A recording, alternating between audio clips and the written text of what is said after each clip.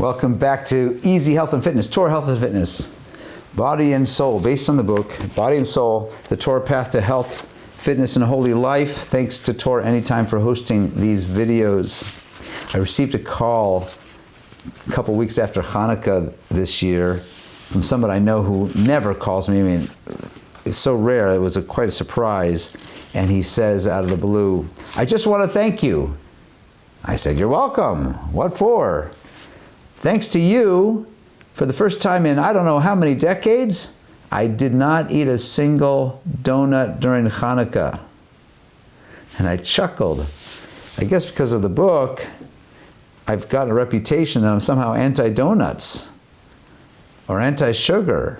And if you heard the sugar class a few weeks ago, or read the sugar chapter, you know that I'm not anti-sugar per se or anti-donuts per se.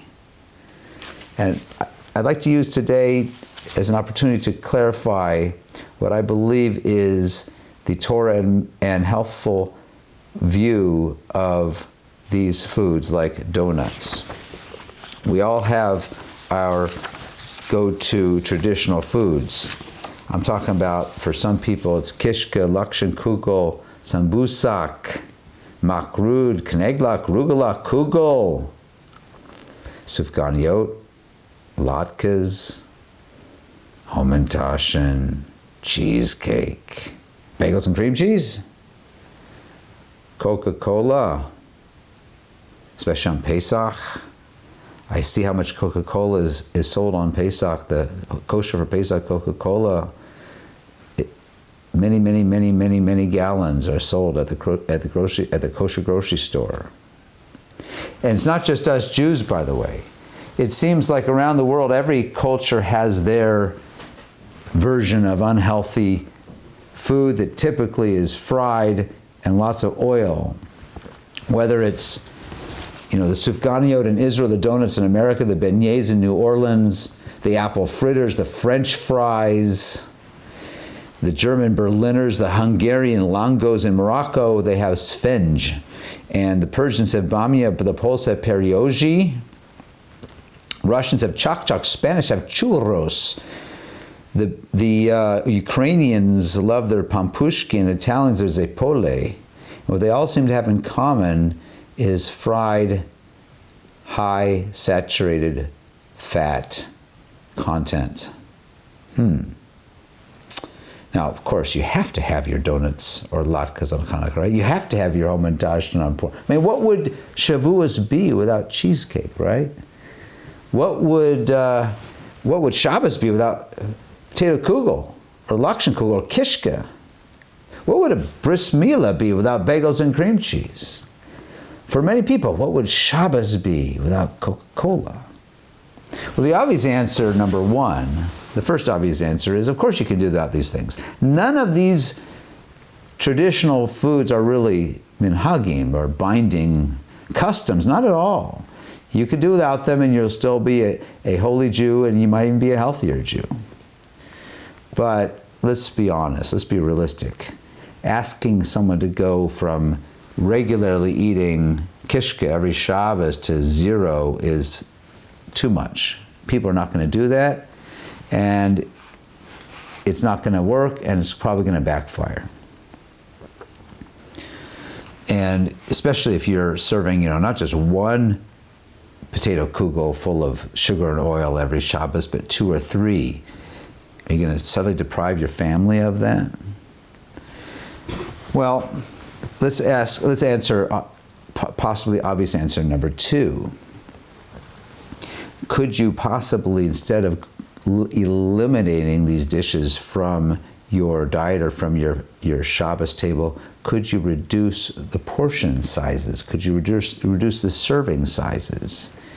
And maybe we need to be inspired and motivated and given chizuk by Pirkei Avos, where it says in Perek Hey, Mishnah Chaf Gimel 523, Ben Hey says, according to the effort is the reward. While some say that Ben Hey is referring to the effort in Torah learning, meaning that someone who's naturally gifted intellectually will not receive the same reward for learning the same piece of Torah as someone who struggles, because the struggling and learning is what gives the reward in learning. Others, including Rabbi Avadi Bartanura, say he's referring to mitzvahs in general. It's a general statement that the effort you make in fulfilling a mitzvah gives you the reward. In this case, the effort in self-control is the mitzvah of developing your B'Tselem Elokim, becoming more and more in the image of God. It's that effort that Ben Hehi wants to tell us. Don't look at that effort as a problem. Look at it as an opportunity. That effort, that struggle to control yourself in eating unhealthy food is actually going to give you a greater reward. Echoing this Ben Hehi, or maybe dovetailing on it, is the Chafetz Chaim's wisdom that his advice to a smoker. We quote his entire letter in verbatim if you'd like to read it on page 53 in the book. In a nutshell, he tells the smoker, he doesn't tell the smoker, this is 100 years ago, by the way, the Chafetz Chaim, it was clear to him then that smoking was harmful. But he does not tell the smoker quit smoking. He says, you need to reduce your smoking to the point where you're not smoking anymore, but here's how to do it. Smoke this week 1 cigarette less. And then next week, reduce by another cigarette. Just slowly train your body to do with less and less cigarettes until you've eliminated the habit. I think that we should apply that wisdom to any personal change. We all know that change is very, very difficult, making lasting change. And this is why diets tend to fail, and people who try to make changes too fast tend to fail. It'll backfire. We have to follow the Chafetz Chaim's wisdom and change slowly and steadily. That's the way to make a lasting change. Now, what about the objection? I don't care what you tell me, Rabbi, I'm not going to deprive my children of their Shabbos cereal. I'm not going to deprive my children of their Shabbos soda. I would suggest, first of all, understanding the goal should be, we don't want to deprive them. We don't want them to feel deprived. But we do want them to be healthy. And we have to know that when we give them certain habits as children, that for some of them, they're going to grow up and that's going to be a lifetime struggle with that taiva and with the consequences of it, which may be not only obesity, but diseases such as cardiovascular disease, diabetes, 7 types of cancer, all are apparently caused by certain kinds of sugar consumption in excess. And I'd like also maybe to offer some chizuk from Rav Zev Smith Shlita. Listen to what Rav Smith says. When it comes to Shabbos or Yom Tov, the halacha is clear.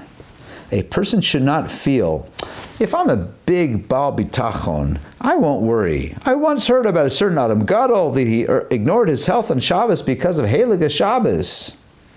Rav Smith says, it's not true. I know that, Adam Gadol. It's also not correct. You cannot ignore your health just because it's Shabbos. So we've got this problem. We've got this mandate from both the rabbis and the doctors to pay attention to our health on Shabbos and Yom Tov, on Purim and Shavuos. On the other hand, we have these habits, these deeply ingrained food habits, comfort foods. What do we do about it?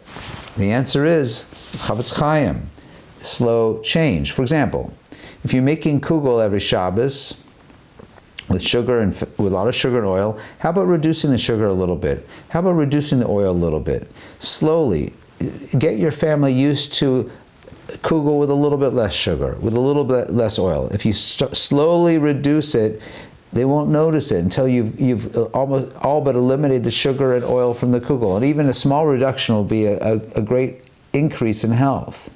Similarly with soda. Offer equally attractive seltzers, flavored seltzers, perhaps diet soda, which have their own issues, but they're as a transitional drink or beverage, they're definitely advisable. Offer them other things that are healthy, that are tasty, and slowly transition them. This is the advice of the rabbis. This is the advice of the doctors. And I would like to wish you a great hatzlacha and to be you and your family's gesund.